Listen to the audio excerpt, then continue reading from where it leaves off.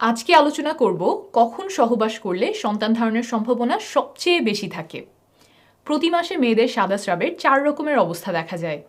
প্রথম প্রকারের অবস্থায় সহবাস করলে সন্তান ধারণের সম্ভাবনা খুবই ক্ষীণ থাকে। তার পরের 2 ধরনের অবস্থায় সন্তান ধারণের সম্ভাবনা একটু করে বাড়তে থাকে। চতুর্থ এক ধরনের সাদা স্রাব আছে, যেটা দেখা দেওয়ার সময় সহবাস করলে সন্তান ধারণের সম্ভাবনা থাকে সবচেয়ে বেশি, এতটা বেশি। এখন এই 4 ধরনের সাদা স্রাব কিভাবে চিনতে পারবেন সেটা ছবির মাধ্যমে বুঝিয়ে দিব।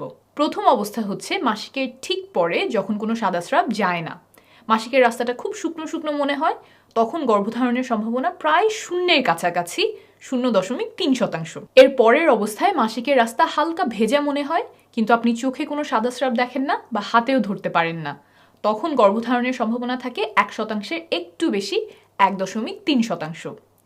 প্রথম এই 2 অবস্থা সবার মধ্যে দেখা যায় না, বিশেষ করে যাদের মাসিকের সাইকেল ছোট তাদের ক্ষেত্রে এই 2 অবস্থা মাসিকের সময়েই হয়ে যেতে পারে।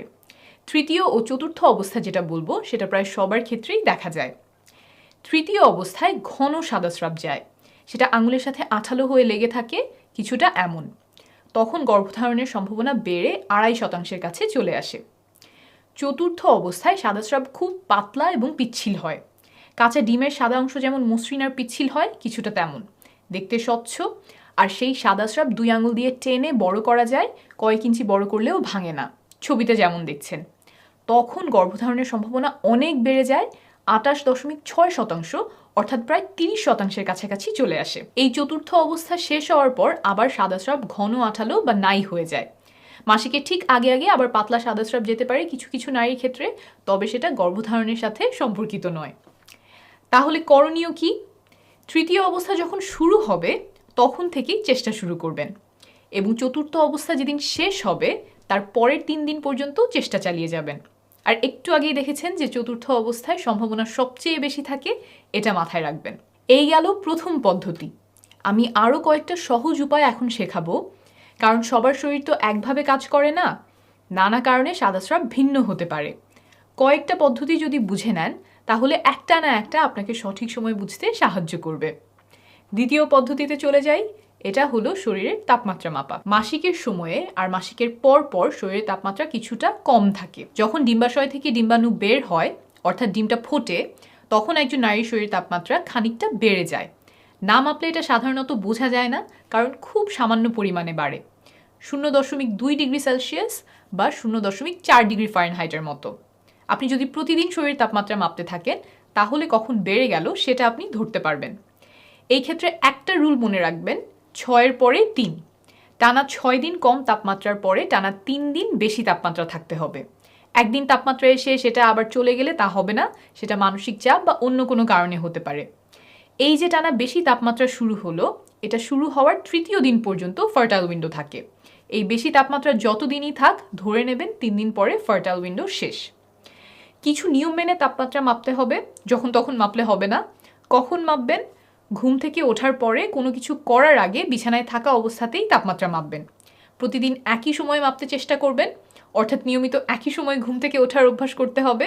বিছানার কাছেই থার্মোমিটার রেখে দিবেন। আবার আমরা অনেকেই বগলের নিচে তাপমাত্রা মাপি, এখানে সেটা করলে হবে না, মুখের তাপমাত্রা মাপতে হবে।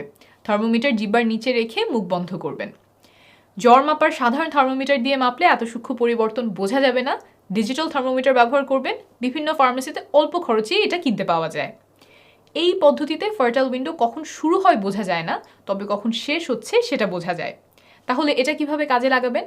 একটু আগেই যে সাদা স্রাবের পদ্ধতি বুঝিয়েছিলাম সেটা ব্যবহার করে সাদা স্রাব যাওয়া যেদিন শুরু হয়েছে সেদিন থেকে চেষ্টা শুরু করবেন, আর এই পদ্ধতিতে তাপমাত্রা বাড়ার 3য় দিন পর্যন্ত চেষ্টা চালিয়ে যাবেন। তাহলে গর্ভধারণের সবচেয়ে সম্ভাবনাময় সময়টুকু কাজে লাগানো হলো। পরের পদ্ধতিতে যাওয়ার আগে একটু বোঝাই কেন মাসের একটা সময়ে সন্তান ধারণের সম্ভাবনা এত বেড়ে যায়। একজন নারীর শরীরে 2টা ওভারি বা ডিম্বাশয় থাকে। প্রতি মাসেই এখানে একটা করে ডিম্বাণু পরিপক্ক হয়। যখন ডিম্বাণু পরিপক্ক হয়ে যায় তখন সেটা খোলস ভেঙে ওভারি থেকে বের হয়ে ঢোকে ফ্যালোপিয়ান টিউব বা ডিম্বনালীতে। এই ঘটনাকেই আমরা ডিম ফুটে বেরিয়ে আসা বলি। যে ডিম্বাণুটা বের হয়ে আসলো এটা এখন সন্তান ধারণে সক্ষম। ফ্যালোপিয়ান টিউব বা ডিম্বনালীতে যদি পুরুষের শুক্রাণু আগে থেকেই এসে বসে থাকে তাহলে সেটা ডিম্বাণুর সাথে মিলিত হয়, আর ডিম্বাণু এবং শুক্রাণুর মিলন হলেই কেবল তা গর্ভধারণে সক্ষম।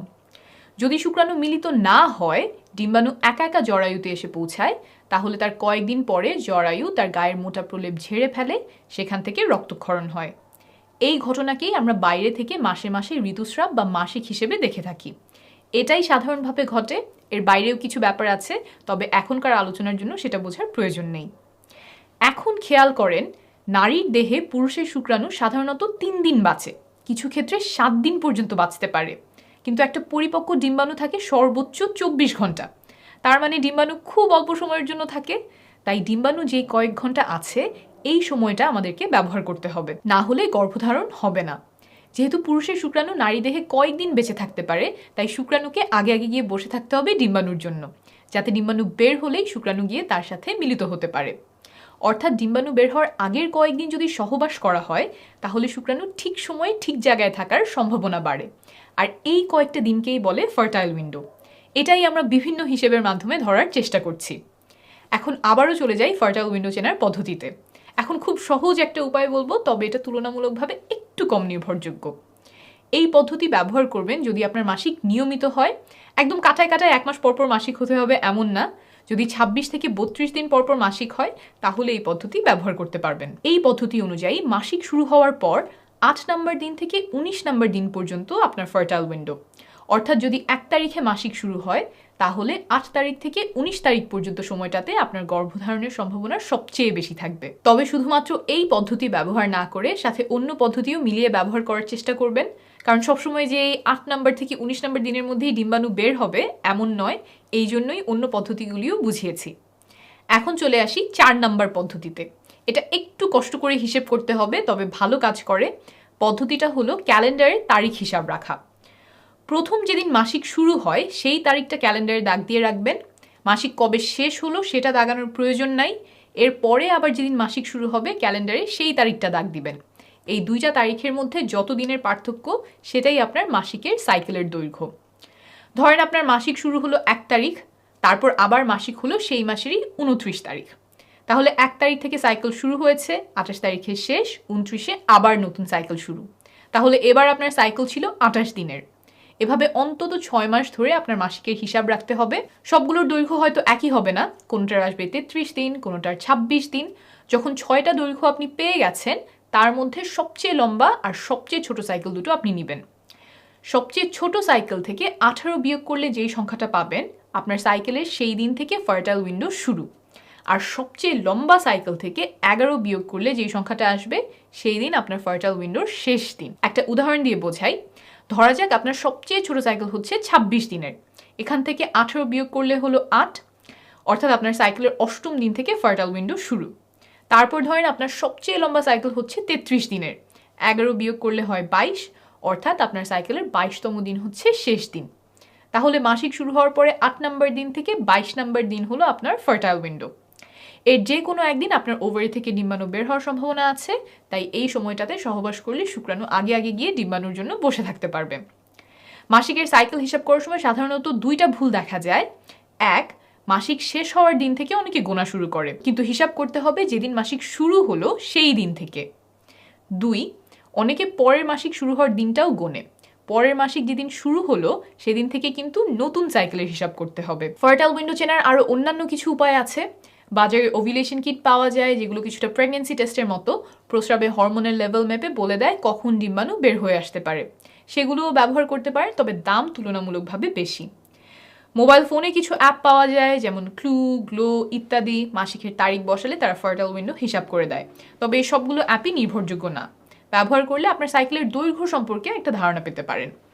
এছাড়াও ডিম্বাণু বের হওয়ার পরে স্তনে বা তলপেটে ব্যথা হতে পারে, পেট ফাঁপা লাগতে পারে, তবে এই লক্ষণগুলো ব্যবহার করে ফার্টাইল উইন্ডো বের করা নির্ভরযোগ্য নয়।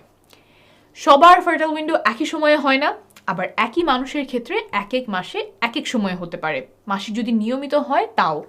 তাই নিজের শরীরের লক্ষণগুলো যেমন তাপমাত্রা, সাদা স্রাব, এগুলোর দিকে খেয়াল রাখলে সময়টা আরও ভালোভাবে চিনতে পারবেন। যতগুলো পদ্ধতি বললাম, এগুলোর কোনোটাই একদম নিশ্চিত করে বলতে পারবে না যে এই সময়েই ডিম্বাশয় থেকে ডিম্বাণু বের হয়ে এসেছে এবং এর মধ্যে সহবাস করলে বাচ্চা হবেই।